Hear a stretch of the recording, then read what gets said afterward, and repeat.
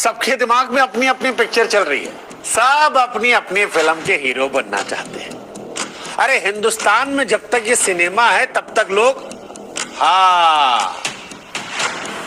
साला हिंदुस्तान में जब तक सिनेमा है लोग बनते रहेंगे। काश रमाधीर सिंह की ये लाइन लालू जी के बड़के लाल ने सुन ली होती तो सियासत में सिनेमा ना घुसता। ये जो रील वाला सीन है ये रियल लाइफ में ना घटित होता। और अब जब हो गया है तो ऐसा लगता है कि तेजू भैया को देखकर लालू जी मानो कह रहे हो कि तुमसे ना हो पाएगा, हमें तुम्हारे लक्षण बिल्कुल ठीक नहीं लग रहा है, तुमसे ना हो पाएगा।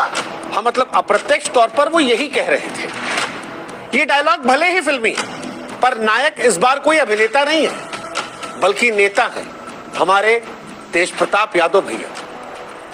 ये कहानी उस सियासत की है जहां इश्क आज भी अपराध है, खासतौर पर जब पिता पार्टी का अध्यक्ष हो और बेटा दिल का आशिक। तेजू भैया अपनी प्रेम कहानी को सोशल मीडिया के सहारे जब दुनिया के सामने लाए या कोई और उनके आईडी से लेकर आया, जब वो तस्वीरें वायरल हुई जहां पर तेजू भैया कभी मंदिर में पूजा कर रहे थे, कभी करवा चौथ में छलनी से अपने प्यार की झलक ले रहे थे, कभी शादी के फेरे ले रहे थे, तो वो भौजी का मांग पूरा सिंदूर से भर देना, कैप्शन लगाना 12 साल का साथ जिंदगी भर का वादा। तो ये सारी चीजें कोई फिल्मी स्क्रिप्ट नहीं थी बल्कि तेज प्रताप यादव और अनुष्का यादव की प्रेम कहानी थी जो उस पोस्ट के हिसाब से 12 साल तक छिपी थी और अब सार्वजनिक हो गई। हालांकि जैसे ही ये बात लालू जी तक पहुंची, लालू जी एकदम फिल्मी स्टाइल में मानो जैसे सूर्यवंशम में पिता भानु प्रताप ने प्यार करने वाले बेटे हीरा ठाकुर को घर से निकाल दिया, जैसे मोहब्बत में नारायण शंकर ने मोहब्बत के खिलाफ परंपरा, प्रतिष्ठा, अनुशासन का जिक्र कर दिया हो, वैसे ही बिहार में लालू जी ने भी किया। बेटे का इश्क उनको पार्टी की पवित्रता पर धब्बा लगा और घर की इज्जत पर हमला सोच के बिटुआ को घर से ही बाहर कर दिया। मतलब कोई बातचीत नहीं, कोई संवाद नहीं, कोई चर्चा नहीं, सीधे 6 साल का सस्पेंशन। और सिर्फ पार्टी से नहीं निकाला गया, घर से भी निकाला गया। हालांकि हम चाहते हैं कि आप भी हमारी एक मदद करें, हमारे व्हाट्सएप चैनल से जुड़े। लिंक हमने डिस्क्रिप्शन में और कमेंट सेक्शन में पिन कर रखा है। आप जुड़ेंगे तो इससे हमारी ताकत बढ़ेगी और आप तक जल्दी हमारे वीडियोस पहुंचेंगे। तेजू भैया की कहानी पर बहुत सारे लोग देवदास वाला जिक्र करने लगे।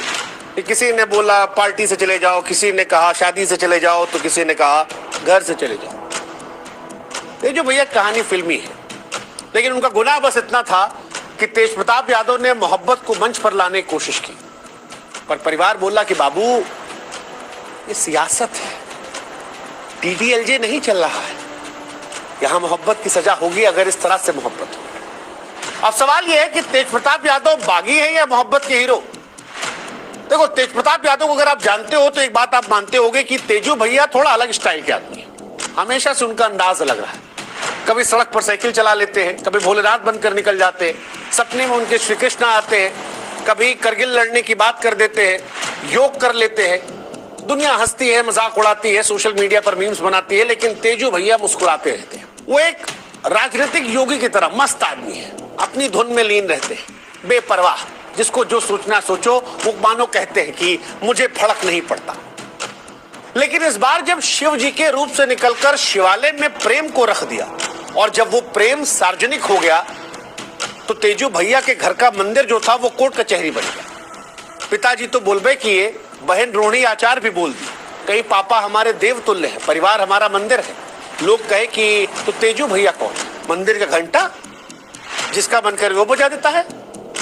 लोग पूछे कि तेजू भैया की जब जबरदस्ती शादी करवाई गई थी तब कौन सी नैतिकता थी? उस वक्त तो उनके प्रेम को नहीं देखा गया, सीटों का जोड़ देखा गया। आपको याद होगा तेजू भैया का ब्याह हुआ था, पारिवारिक गठजोड़, 2 अलग अलग बड़े बिहार के रसूखदार लोग एक साथ आए थे। तेजू भैया भी हालांकि उस शादी में मुस्कुरा रहे थे। बाद में साइकिल वाली फोटो आई थी, साइकिल पे भौजी बैठाए थे और कुछ लोग पीछे बैकग्राउंड में गाना लगा दिए थे, आज से तेरी गलियां मेरी गलियां हो गई, सारा चला था। लेकिन वो कहानी बहुत दिन चल नहीं पाई थी और फिर आपस में वाद विवाद, एक दूसरे पर आरोप प्रत्यारोप, रोना धोना, एक दूसरे पर हर तरह के आरोप लगाना और तेजू भैया कहना कि हम नहीं रह पाएंगे।